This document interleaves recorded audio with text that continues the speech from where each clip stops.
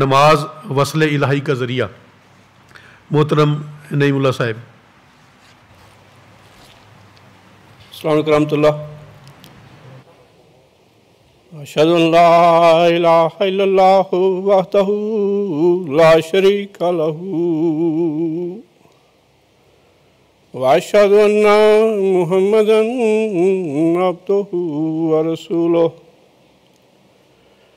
अम्मा बाद फ़अऊज़ु बिल्लाहि मिनश शैतानिर रजीम। बिस्मिल्लाहिर रहमानिर रहीम। अल्हम्दुलिल्लाहि रब्बिल आलमीन अर्रहमानिर रहीम मालिकि यौमिद्दीन। इय्याका नअबुदु व इय्याका नस्तईन। इय्याका नअबुदु व इय्याका नस्तईन। इहदिनस सिरातल मुस्तकीम सिरातल लज़ीना अनअमता अलैहिम गैरिल मग़दूबि अलैहिम वलद्दाल्लीन। मज़ीद सामीन, खाकसार की तकरीर का उन्वान है नमाज वस्ल इलाही का ज़रिया है।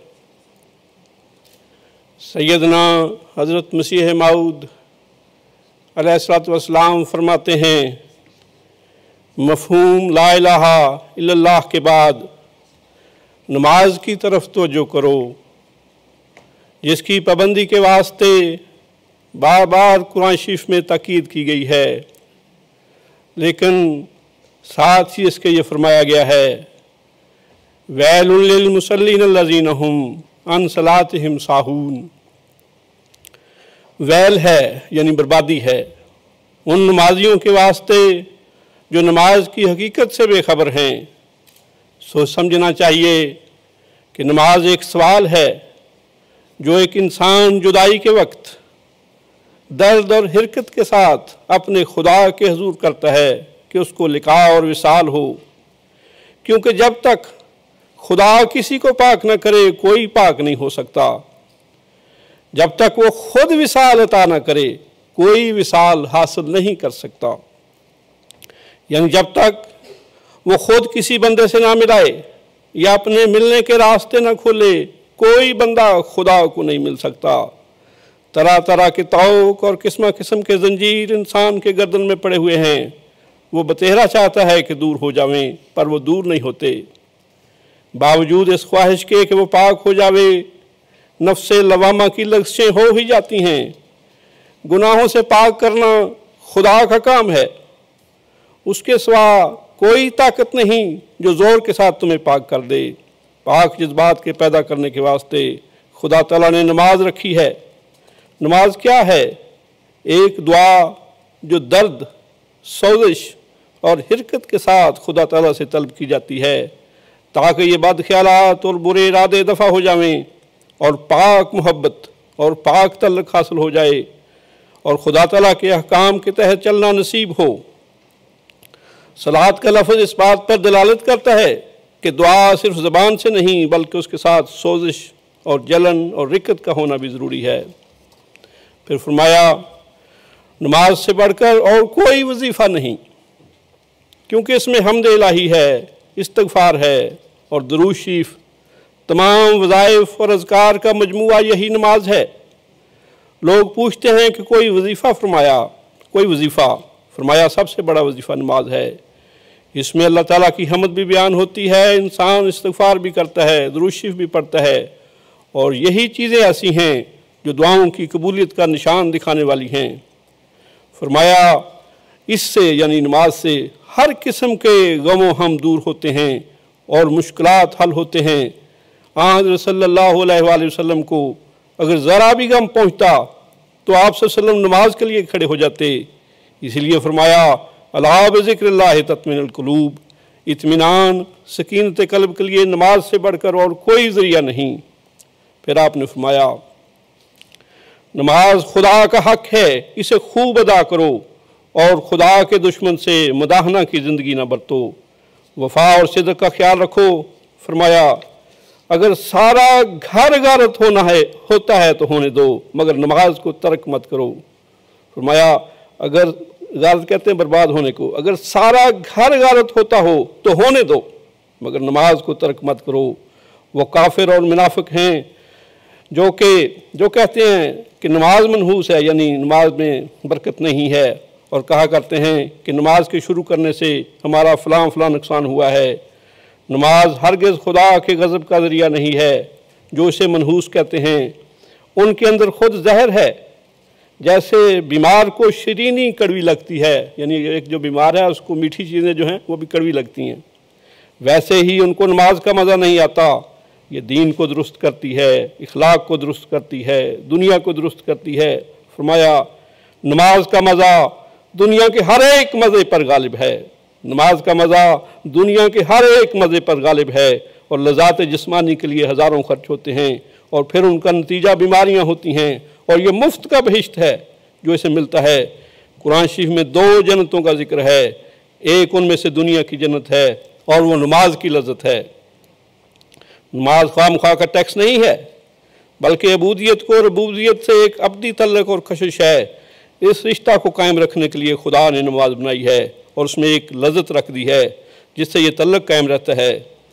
जैसे लड़के और लड़की की जब शादी होती है, अगर उनके मिलाप में एक लज़्ज़त ना हो तो फसाद होता है, ऐसा ही अगर नमाज में लज़्ज़त ना हो तो रिश्ता टूट जाता है। दरवाज़ा बंद करके दुआ करनी चाहिए कि वो रिश्ता कायम रहे और लज़्ज़त पैदा हो। जो तल्लुक़ अबूदियत का रबूबियत से है वो बहुत गहरा और अनवार से पुर है, जिसकी तफसील नहीं हो सकती। जब वो नहीं है तब तक इंसान बहाइम है। अब एक तकरीर जो हज़रत खलीफतुल मसीह राबे रहमतुल्लाह अलैह ने फरमाई खिलाफत से कबल, उसमें से मैं कुछ हिस्सा आप दोस्तों को पढ़ के सुनाता हूँ। आपने फरमाया नमाज कायम करने के मुतल्लिक़ कुरान करीम में 20 आयात हैं जो इस मज़मून को मुख्तलिफ़ रंग में बयान करती हैं, और इंसानी फितरत पर जो चीज़ें भी असरअंदाज हो सकती हैं उनको मलहूज़ रखते हुए मुख्तलिफ़ रंग में इस मज़मून को मुख्तलिफ़ जगह कुरान करीम में बयान किया गया है। लेकिन इन सब आयात की कुंजी सूरत फातिहा में है, और इन तमाम मज़ामीन का खुलासा सूरत फातिहा की एक आयत में दर्ज है, इय्याक नअबुदु व इय्याक नस्तईन।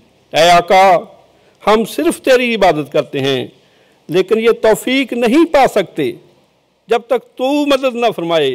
इय्याक नस्तईन, इसलिए तुझसे ही मदद चाहते हैं। इहदिनस सिरातल मुस्तकीम, इस इबादत के नतीजा में जो इनामात अल्लाह ताला ने मुकर्रर फरमाए हैं उनका जिक्र इस अगली आयत में कर दिया। जब इस रंग में इन शराइत के साथ तुम इबादत करोगे तो फिर अगली दुआ बेख्तियार ज़ुबान हाल से तुम्हारे दिलों से और तुम्हारे जिस्म के ज़रे ज़रे से ये निकलेगी कि ऐ खुदा अब इहदिनस सिरातल मुस्तकीम, हाँ अब हम हकदार हो गए हैं कि इस राह पर हमें चला दे जिस पर तमाम अनाम पालने वाले चलते रहे।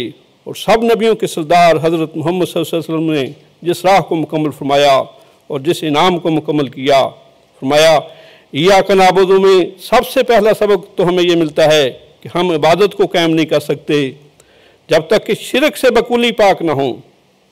सिर्फ तेरी इबादत करते हैं और किसी की नहीं करते, सिर्फ तेरी इबादत करना चाहते हैं।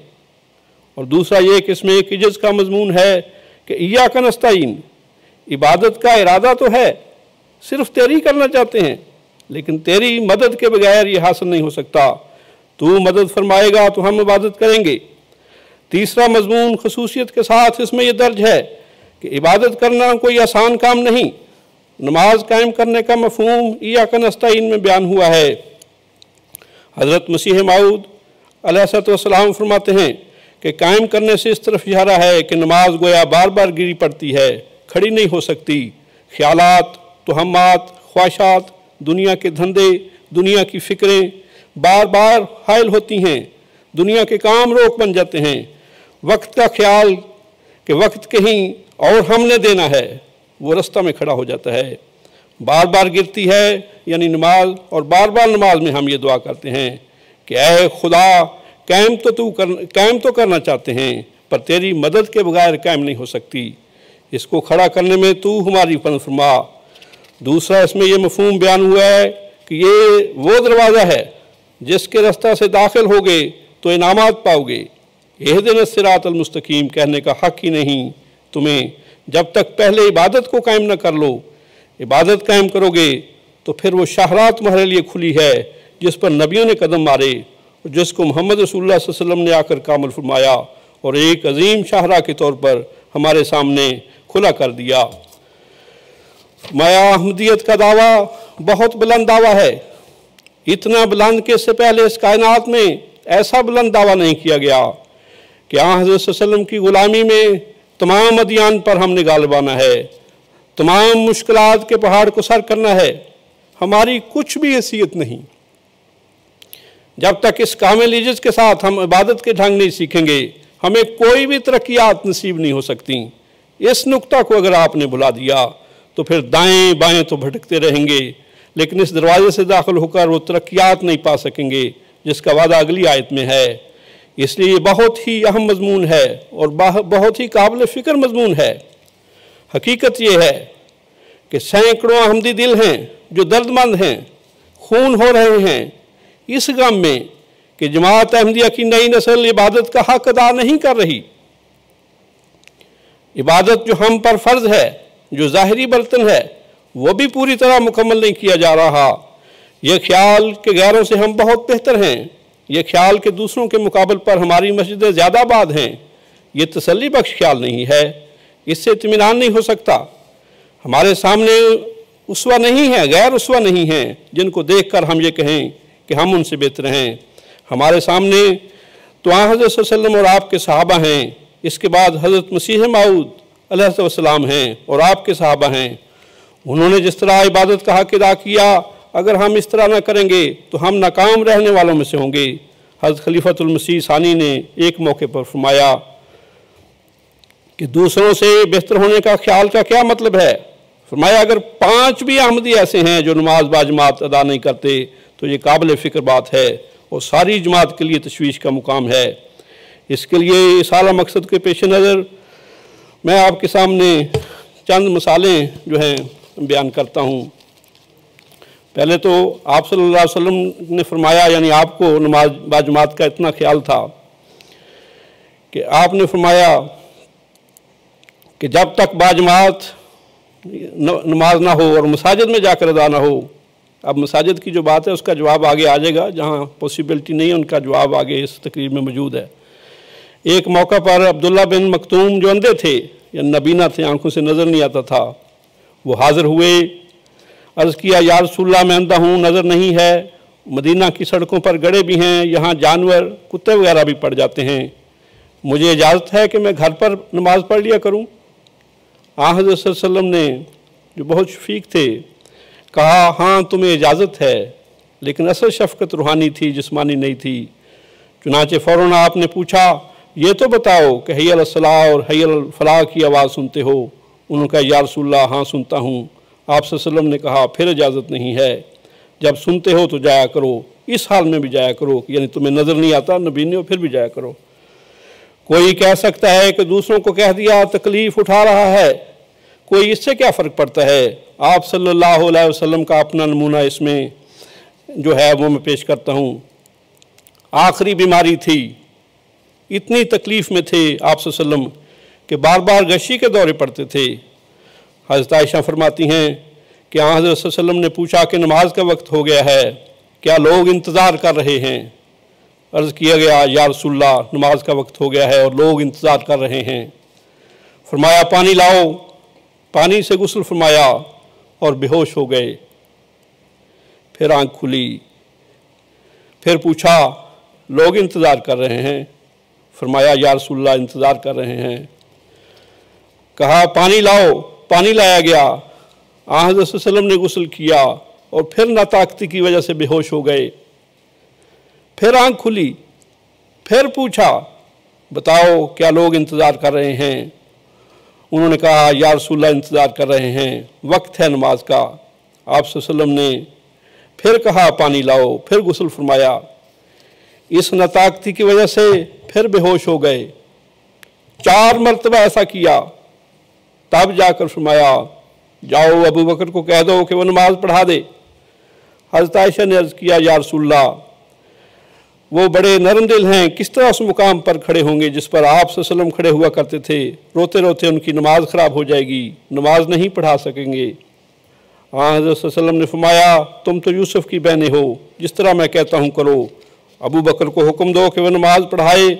एक और रवायत में आता है कि जब हुक्म दे दिया तो फिर तबीयत कुछ बेहतर हुई तो आप सल्लल्लाहु अलैहि वसल्लम ने कहा आओ मुझे मस्जिद की तरफ ले चलो।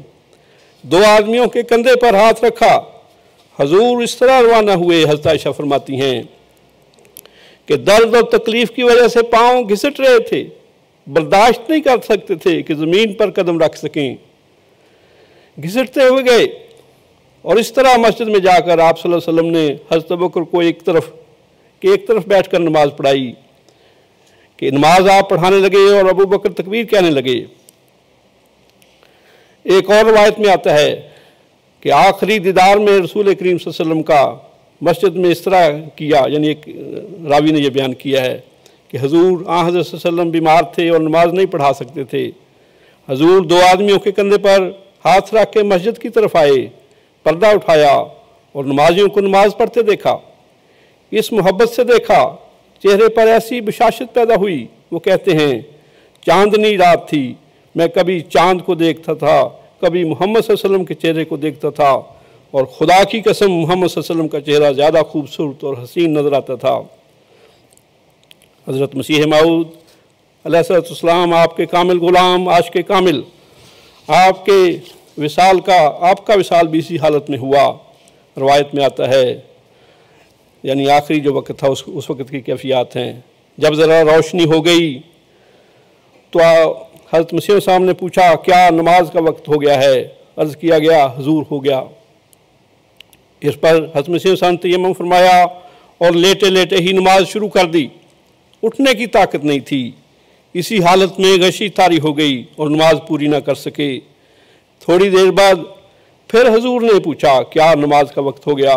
अर्ज़ किया गया हो गया। तो आपने यानी मसीह साहब ने फिर तयम्मुम फरमाया और नमाज पढ़ी, लेकिन गशी तारी हो गई और नमाज पूरी ना कर सके। इसी हालत में बार बार तयम्मुम करते हुए और इबादत करते हुए मसीह मऊद अलैहिस्सलाम की रूह अपने अल्लाह के हुजूर हाज़िर हो गई। ये वो हमारे सामने नमूने हैं जिनकी हमने पैरवी करनी है। कितने हैं हम में जो इस ख्याल के साथ मस्जिदों को आबाद करते हैं? कितने हैं जो ये फिक्र नहीं करते कि अपने घरों को आबाद रखकर खुदा के घर को वीरान करना बहुत ही बड़ा गुनाह है। सब मोहब्बत के दावे झूठे करने वाली बात है। ऐसे इंसान की ज़बान को ज़ेब ही नहीं देता कि वो ये कहे कि मैं खुदा से प्यार करता हूँ।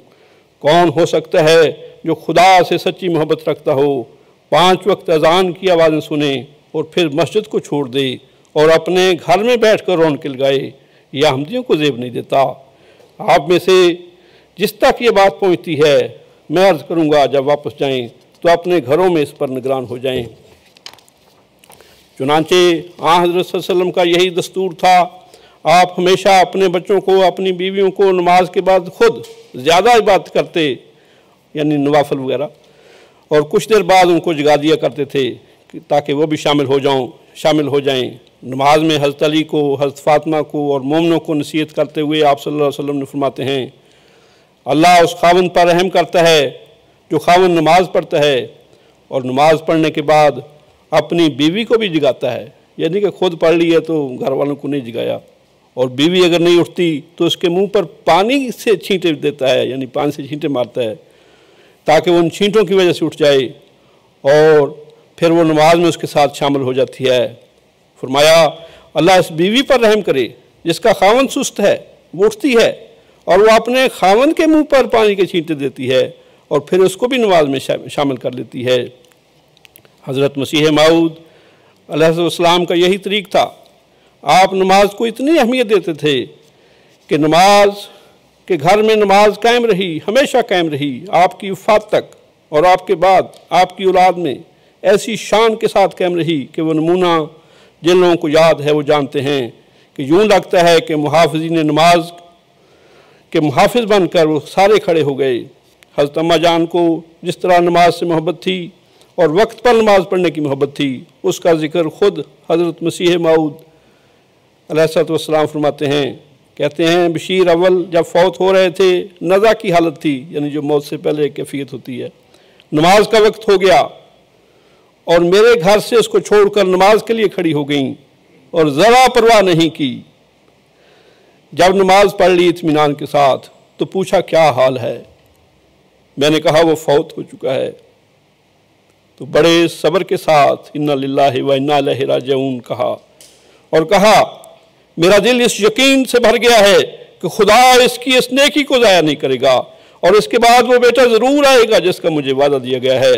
चुनांचे इसके 1 महीने बाद ही हज़रत मुस्लिम मऊद मिर्ज़ा महमूद अहमद पैदा हुए। हमने जो हालात देखे हैं वो हज़रत मसीह मऊद अलैहिस्सलाम के तरबियत याफ्ता लोगों के। अब दूसरे कुछ लोगों का नमूना मैं बताता हूँ। नवाब मोहम्मद अब्दुल्ला खान साहब फरमाया कि मुझे ये बात बड़ी हमेशा उनकी पसंद रही और हमेशा याद रहती है कि बीमार हो गए, दिल की तकलीफ़ थी, कुर्सी पर बैठ के चलते थे, मस्जिद तक नहीं पहुँच सकते थे। दरख्वास्त करके महल्ले वालों से अपने घर में मस्जिद बना ली, 5 वक्त बाकायदा पर्दा करवा के अपने घर में वहीं नमाज बाजमात का अहतमाम किया करते थे और बच्चों को साथ शामिल किया करते थे। तो ये वो तरीक़ है जिसके ऊपर हमें कायम होना है और कायम करना है। अब मैं छोटी सी एक बात जो वहाँ वसल्लम की कैफियत की है नमाज की, क्योंकि असल तो कुरान करीम बताता है कि अल्लाह तक ये गोश्त खून नहीं पहुँचते, वो कैफियत है जो पहुँचती है, वो मैं बयान करता हूँ कि क्या कैफियत थी उन नमाज़ों की। हज़रत आयशा रज़ियल्लाहु ताला अन्हा रवायत करती हैं कि एक दफ़ा रात को मेरी आँख खुली, मैंने हज़रत सल्लल्लाहु अलैहि वसल्लम को बिस्तर पर नहीं पाया। औरत की फितरत है, ख्याल पैदा हुआ कि शायद किसी और घर चले गए होंगे, तो तलाश के लिए बेकरार होकर बाहर निकली। एक कब्रिस्तान के पास हज़रत सल्लल्लाहु अलैहि वसल्लम को इस हालत में पड़े देखा कि वो कहती हैं यूँ लगता था जैसे चौगा उतार के कोई फेंक देता है। इसी तरह इज्जत और इनकिसारी के साथ खुदा के हुजूर बिछे हुए हैं। एक रवायत में है कि जिस तरह हंडिया उबलती है, इस तरह हज़रत सल्लल्लाहु अलैहि वसल्लम के सीने से आवाज़ निकल रही थी रोने की। इस तरह बेकरारी के साथ खुदा के हुजूर वो बात कर रहे थे। यानी देख रहे, जब तक वो हंडिया उबलती नहीं तो ऊपर नहीं जाती वो गैस, ऊपर नहीं जाता कोई पानी कोई चीज़ भी, उबलती है तो वो गैस बनती ऊपर जाती है। हज़रत मुगैरा से रवायत है कि हज़रत सल्लल्लाहु अलैहि वसल्लम इस कदर इबादत किया करते थे कि इबादत में खड़े खड़े आपके पाँव सूज जाते थे। आपकी ये हालत देखकर आपसे कहा गया कि आप इस कदर क्यों तकलीफ़ फरमाते हैं, जबकि अल्लाह ताला ने आपको गुनाहों से महफूज कर दिया है। तो आप सल्लल्लाहु अलैहि वसल्लम ने फरमाया मैं उसका शुक्रगुजार बंदा ना बनूँ, उसने तो इतना एहसान किया है तो मैं इस एहसान का शुक्रिया ना अदा करूँ। ये वो नमूना, ये हज़रत सल्लल्लाहु अलैहि वसल्लम का नमूना था जो हमारे लिए हमारे सामने कायम है हमेशा के लिए। इस नमूना को जमात कायम नहीं करेगी तो जमात ज़िंदा नहीं हो सकती। इस नमूना को जमात कायम नहीं करेगी तो जमात ज़िंदा नहीं हो सकती। इस नमूना को आप कायम करें तो आपकी चंद हज़ारों की तकबीरें नहीं, सारी कायनात की तकबीर आपके साथ होगी। ज़र्रा ज़र्रा कायनात का अल्लाह का नाम बुलंद करेगा आपके साथ और कोई दुनिया की ताकत आपको मिटा नहीं सकती। हज़रत सल्लल्लाहु अलैहि वसल्लम ने अपनी नसाए में कोई किसी के लिए ऐसा बहाना नहीं रहने दिया कि वो नमाज बाजमात कायम ना कर सके। एक जगह हज़रत सल्लल्लाहु अलैहि वसल्लम से पूछा गया कि या रसूलल्लाह, एक पूछने वाले ने पूछा कि मैं अकेला हूँ सफ़र पर, तो फिर मैं बाजमात नमाज किस तरह कायम करूँ। आप सल्लल्लाहु अलैहि वसल्लम ने फरमाया अगर तुम अकेले हो तो अजान दो, अजान सुनकर अगर कोई शख्स, कोई राही, कोई मुसाफिर तुम्हारे साथ शामिल हो गया तो वैसे ही तुम्हारी बाजमात नमाज हो गई। लेकिन अगर कोई ना शामिल हुआ तो तुम तकबीर कहो और बाजमात नमाज पढ़ाओ, खुदा के फरिश्ते आसमान से उतरेंगे और तुम्हारी इस नमाज को बाजमात नमाज कर देंगे। इसलिए कोई बहाना किसी के लिए नहीं है। फिर फरमाया आपको मस्जिदों का शिकवा है। मस्जिदों का क्या शिकवा, मस्जिदें नहीं मिल रही, मोहम्मद रसूलुल्लाह सल्लल्लाहु अलैहि वसल्लम के लिए, तो खुदा ने सारी ज़मीन को मस्जिद बना दिया। रसूल करीम सल्लल्लाहु अलैहि वसल्लम फरमाते हैं, मेरी ख़ास शान में से एक ये शान है कि सारी ज़मीन मेरे लिए मस्जिद बना दी गई है। बस ऐ अहमदी, तो इससे कोई मस्जिद छीन नहीं सकता। क़यामत तक तुझे ये शिकवा नहीं हो सकता कि हमारे लिए मस्जिद नहीं थी। बाजमात नमाज पढ़ने के लिए जहाँ 2 गज ज़मीन मैसर हो, वहाँ नमाज बाजमात अदा कर लिया करें। ये खुदा के नज़दीक ज़्यादा पसंदीदा होगी।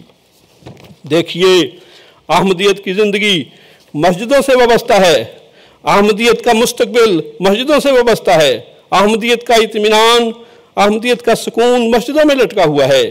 वो दिल जो मस्जिदों से लटके रहते हैं, उनके दिलों के लिए खुदा ताला ने इत्मीनान और सकीनत की ज़मानत दे दी है। बस मस्जिदों की तरफ जाएं। ये वक्त ऐसा है जिसके लिए सारी कौम को कोशिश की ज़रूरत है। फरमाया, मुझे बाज़ दफ़ा जंग हुनैन का वो वाक़या याद आ जाता है, जबकि वक्ती तौर पर बाज़ दफ़ा एक कमज़ोरी आ जाती है मुसलमानों में। मैदान जंग में भी पाँव उखड़ जाते हैं। मुझे यकीन है, हुज़ूर ने फरमाया, कि अगर ये कमज़ोरी है तो वक्ती है। इंशाअल्लाह जमात बड़ी शान और क़ुव्वत के साथ इस कमज़ोरी को दूर करेगी। मुझे वाक़या ये याद आता है कि जब जंग हुनैन के वक्त एक दफ़ा वक्ती तौर पर सहाबा के पाँव उखड़ गए और मोहम्मद रसूलुल्लाह सल्लल्लाहु अलैहि वसल्लम तन्हा रह गए। 1-2 सहाबी पास थे। इस वक्त हज़रत सल्लल्लाहु अलैहि वसल्लम ने हज़रत अब्बास से कहा कि इनको आवाज़ दो कि ऐ अंसार और ऐ मुहाजिरीन, खुदा का रसूल तुम्हें अपनी तरफ बुलाता है। जब ये आवाज़ उनके कानों में पड़ी तो सहाबा ये कहते हैं कि हमारी मुँह और ऊँटनियाँ या मुँह और घोड़े जो मुड़ते नहीं थे, हम उनको मोड़ने में कामयाब नहीं हो सके, तो उनकी गर्दनें अपनी तलवारों से काट दी और छलांगे मार के दौड़ते हुए मोहम्मद रसूलुल्लाह सल्लल्लाहु अलैहि वसल्लम की खिदमत में हाजिर हो गए। बस ऐ मसीह माऊद की कौम, ऐ मोहम्मद सल्लल्लाहु अलैहि वसल्लम के गुलामों, आज मैं आपको ये आवाज़ पहुँचा रहा हूँ कुरान और खुदा के रसूल की। खुदा का रसूल तुम्हें इबादत के लिए बुला रहा है। खुदा का रसूल तुम्हें इबादत के लिए बुला रहा है। अगर तुम्हारे नफसानी ख्वाहिशात की ऊँटनियाँ और तमन्नाओं की सवारियाँ तुम्हारे काबू में नहीं रहीं, अगर उनकी गर्दनें खमीदा नहीं होती, मुड़ती नहीं, तो इस तरफ से काट दीजिए ये गर्दनें, अपनी ख्वाहिशात पर छुरी फेर दीजिए, दौड़ते हुए अल्लाहुम्मा लब्बैक अल्लाहुम्मा लब्बैक अल्लाहुम्मा लब्बैक अल्लाहुम्मा लब्बैक कहते हुए मस्जिदों को आबाद कीजिए। इन्हीं से अहमदियत की आबादी है, इन्हीं से आपके घरों की आबादी है, इन्हीं से आक़िबत में आप पर रहमत का साया होगा। इसके साथ कोई फजल का दरवाज़ा नहीं, इसके अलावा कोई फजल का दरवाज़ा नहीं। यही इबादत की राह है जो नेमतों के अज़ीमुश्शान शाहराह पर आपके लिए हमेशा साथ रहेगी। अल्लाह ताला हम सब को हकीकी मानों में नमाज कायम करने की तौफ़ीक़ अता फ़रमाए। आमीन। जज़ाकुमुल्लाह।